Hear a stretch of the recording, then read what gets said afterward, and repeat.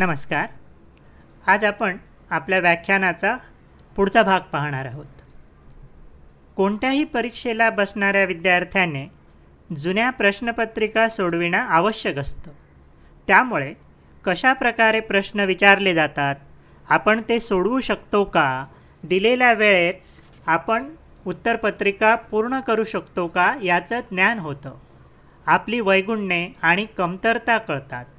त्यावर वेळीच इलाज करून आपण आपली अंतिम कामगिरी चांगली करू शकतो.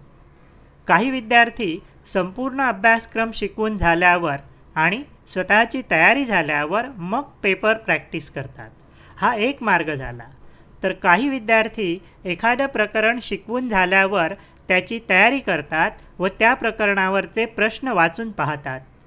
एखादा अवघड प्रश्न असेल किंवा काही कळत नसेल तर वेळीच सावध होऊन त्यावर उपाय शोधतात. माझ्या मते प्रथम हा मार्ग अनुसरावा आणि नंतर पहिला मार्ग अनुसरावा. यात अधिक फायदा आहे. जसजशी प्रकरणं शिकवून होतील तसतशी त्यांची तयारी करायची आणि नंतर अधूनमधून उजळणी करायची. यामुळे अभ्यासात सातत्यही राहते आणि विस्मरणाचा धोकाही टळतो.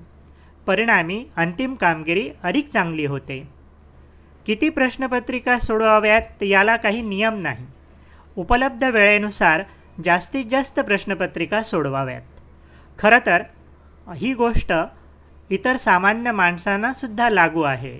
उदाहरणार्थ एखादं अवघड काम करायचं असेल तर त्यात कोणकोणते धोके आहेत किंवा कोणत्या अडचणी येऊ शकतात किंवा पूर्वी एखाद्या व्यक्तीने ते काम केलं असेल तर त्याचा सल्ला घेणं वगैरे वगैरे आणि त्यातून आपण आपला मार्ग शोधू शकतो.